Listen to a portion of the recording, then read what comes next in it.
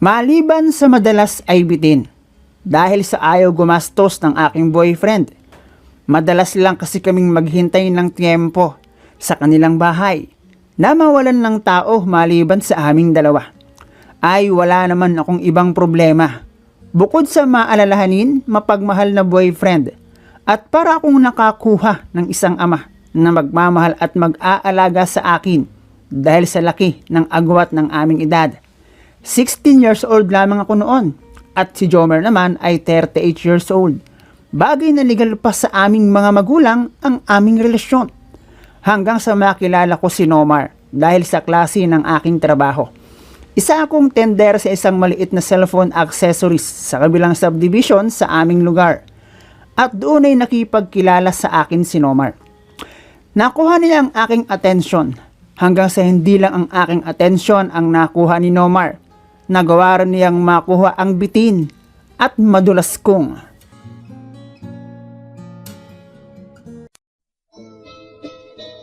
Hello guys and welcome dito sa Kasgul TV. At syempre kung ikaw ay bago dito sa aking channel at trip mo ang ganitong klase ng kwento, palike and subscribe naman dyan.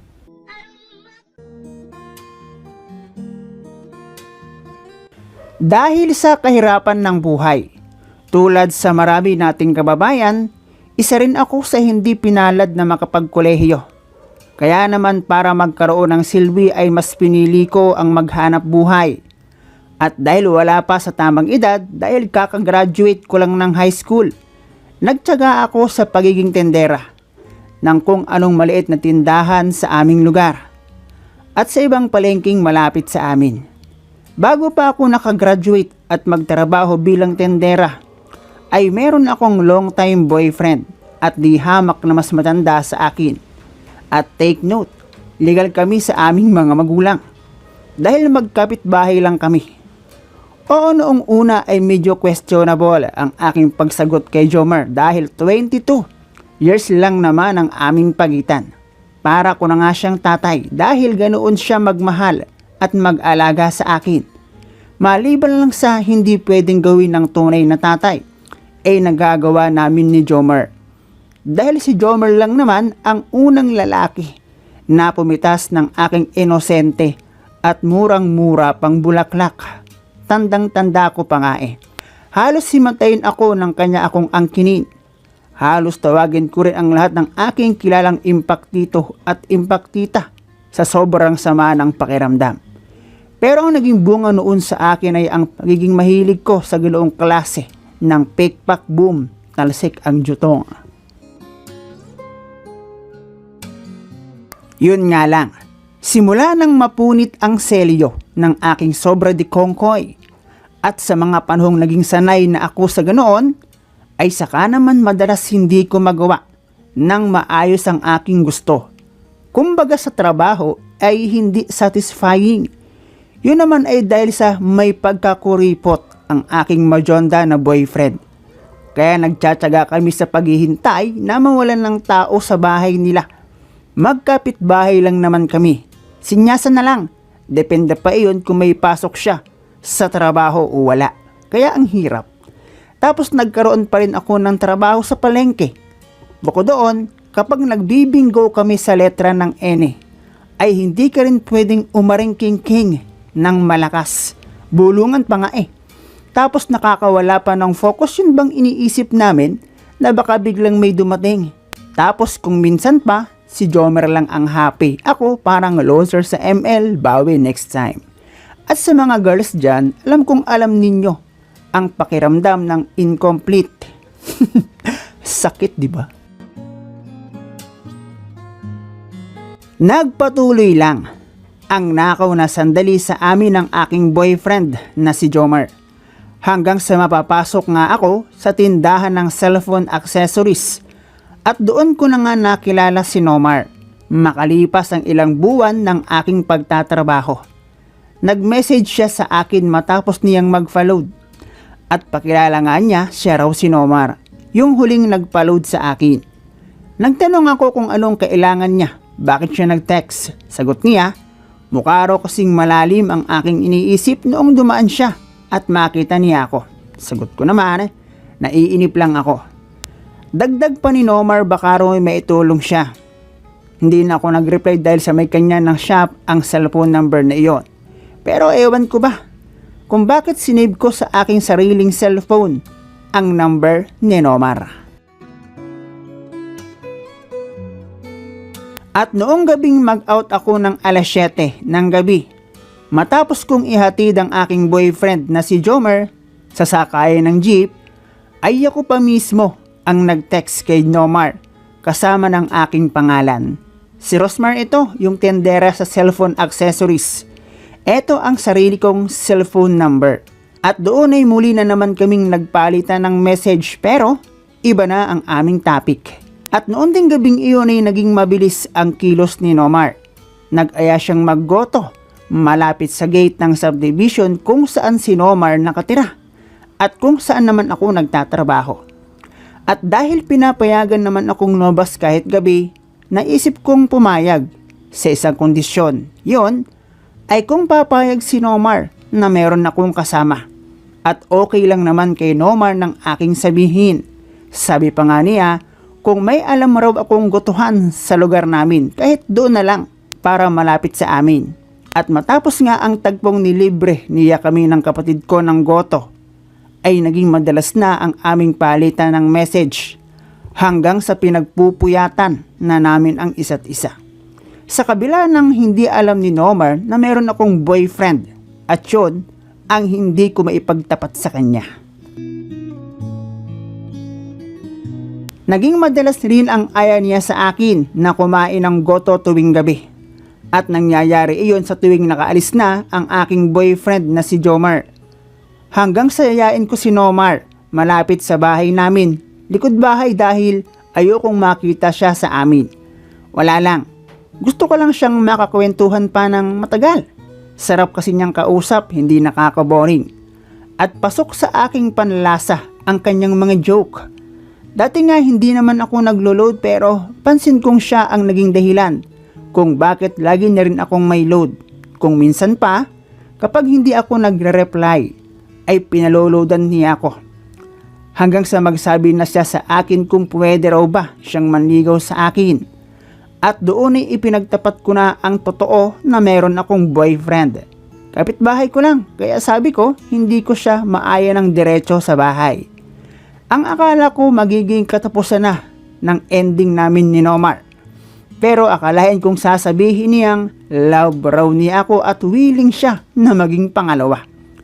Iniba ko ang aming usapan para lang hindi mapatid ang aming pag-uusap.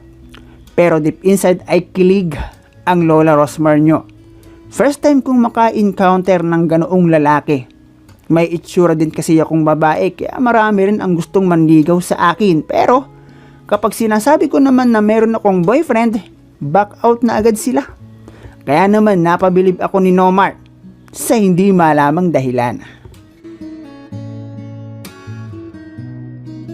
Kahit alam kong pangit tingnan ang aking pakikipagkusloy kay Nomar sa kabila ng meron akong boyfriend, nang panahon na ito ay tila hindi ko nakikitang masama ang aking ginagawa. Hanggang sa isang gabi ay nagawa niya akong maisama sa bahay kung saan siya nakatira pero yun naman ay dumaan lang kami. Sabi kasi niya baka raw gusto kong makita kung saan ang eksaktong tinitirahan niya. Sa hindi mataong lugar pa nga kami dumaan at ni hindi man lang ako nag-alanganin o natakot na baka kung anong maisipan niyang gawin sa akin. Hanggang sa ang sumunod naming pagkikita after ko maghatid sa aking boyfriend sa sakayan ng jeep, ay nagawa ko na ang magpunta mismo sa bahay kung saan nakatira si Nomar. Inanyayahan kasi niya akong mag-dinner. Mabait si Nomar, masikaso, sweet. At kapag siya ang aking kasama, hindi ko naiisip na meron akong boyfriend at ibang lalaki ang aking kasama. Hanggang sa nasundan na ng nasundan ang pagdi-dinner ko sa bahay ni Nomar. At noong minsan nga, ay ako pa ang nagbigay ng isang lumalagotok na kispirin bilang pasasalamat. Hanggang sa paglipas ng araw, na parati akong naglilihim sa aking boyfriend na si Jomer. tungkol sa aking pakikipagkita sa ibang lalaki, ay hindi ko napansing tuluyan na palang nakuha ni Nomar ang aking tiwala at umabot sa puntong nakuha na niya ang kalahati ng aking hasyenda at malaya niyang naikot at nasuyod ang magkatabing bundok at nagawa na rin ni Nomar na lumambitin doon na parang oranggutan. Pero hindi pa natapos doon ang aming pagtatago dahil lang sumunod na araw na aming sabay na pagdi-dinner mismo sa bahay kung saan nakatira si Nomar, ay nagawa niyang maibaba ang tarangkahan at pasukin ang daan patungo sa pinakapusod ng asyenda. Hinawi ang makapal na talahib upang matukoy ang tamang daan.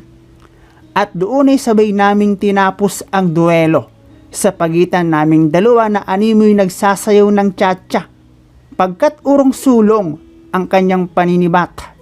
Kasabay ng mga huni ng mga kuliglig mula naman sa labas ng bahay ni Nomar na nanggagaling sa punong mangga. Aminado akong nakalimot na rin mula nang mag-araro si Nomar sa aking asyenda di Kulkog dahil doon walang kahit na sinong kawal. Ang nikatiting ay humadlang man lang. Hindi katulad sa bahay ni na Jomar, hindi ko alam kung makakatapos ba ako ng matiwasay o hindi. Iba si Nomar. Bukod sa tratong ipinakita niya sa akin ay nagustuhan ko ang paraan niya ng pagiging lalaki. Hanggang sa opisyal ko nang ginawang boyfriend si Nomar. Hindi man raw niya makuha ng buo ang aking pagmamahal dahil pangalawa lang raw siya at nahuli siyang dumating, ay swerte pa rin niya. Dahil raw binigyan ko siya ng tsansa.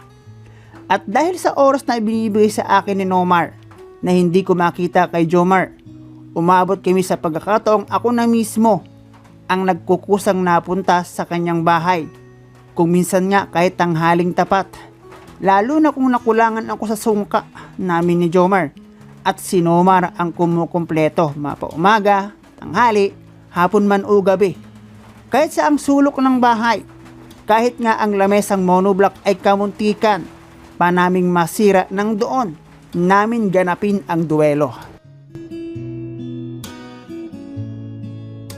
Umabot din kami ni Nomar ng ilang buwan at totoong labis akong nakalimot ng aking makilala si Nomar. At nang dahil doon talaga namang laspag ang aking inabot.